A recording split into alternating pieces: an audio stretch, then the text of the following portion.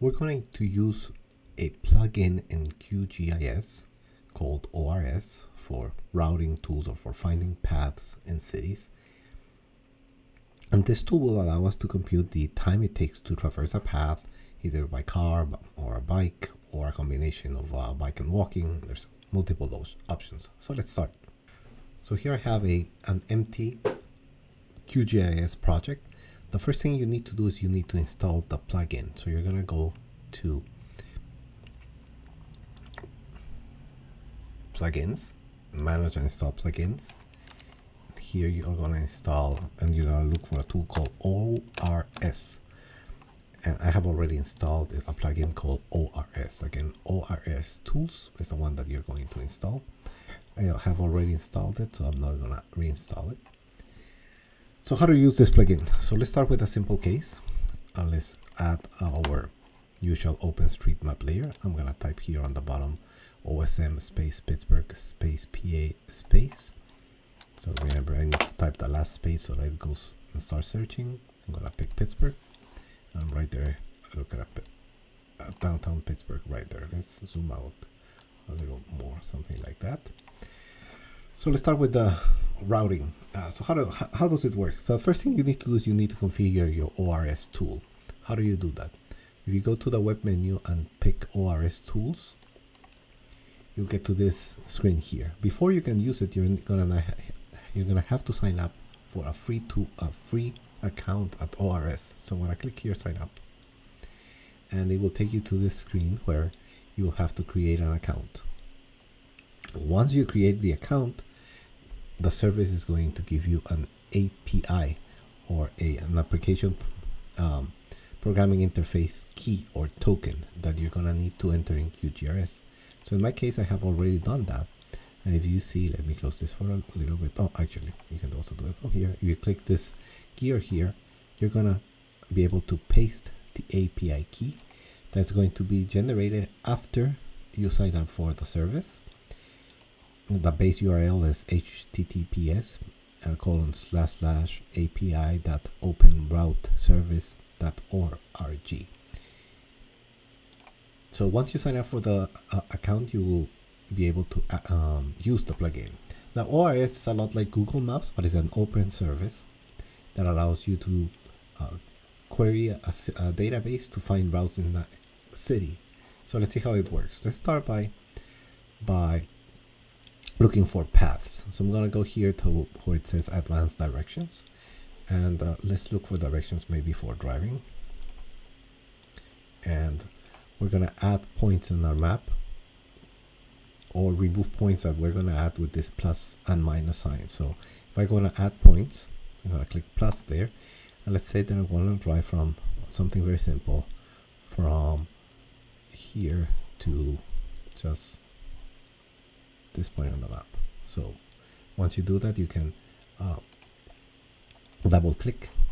I added a point, 2 points by accident there. I'm going to just delete them. So point 0 and point 1 they're on my path, or in my source and destination.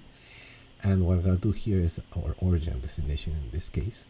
I'm going to hit apply and see what happens. And something happened in the background. And let's see, let's close this. Notice that you can barely see the line for the path. So I'm going to go and click in this layer that was created, the route ORS. I'm going to open the properties, and I'm going to make it a lot easier to see, maybe with a thick red line. And there you go. So it has given me a path to follow, a driving path from the origin to the destination. And if I look at the attribute table, notice that it tells you the total distance and the total time, assuming driving at the speed limit on all of the streets. So it's going to take you about 15 minutes or quarter of an hour, 0.25 of an hour to get from this point here to the destination. And that's about 8 kilometers, or about a little bit around 5 miles or so. Okay, so that's how you find the route and the fastest path from an origin to a destination. But ORS can do different things. So let's look at some other options. Let me remove this layer here. We don't need it anymore. And let's go back to Web ORS Tools. And instead of adding just 2 points, let's add multiple points. I'm going to remove this and I'm going to add multiple points here. Let's zoom in. Well, let's say I want to go and through a particular route. Oops. We'll fix that one later. It's fine.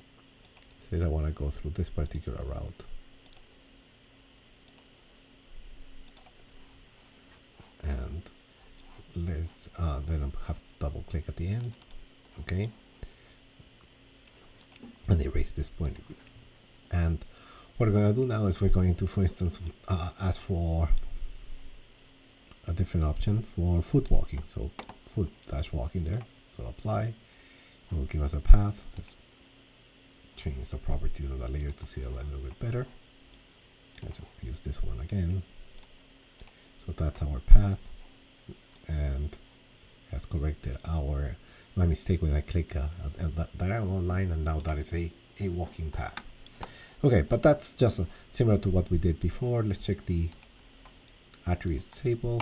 Indeed, it's about 1 kilometer or about 0.6, 0.7 miles, and it's taking also about 15 minutes to walk.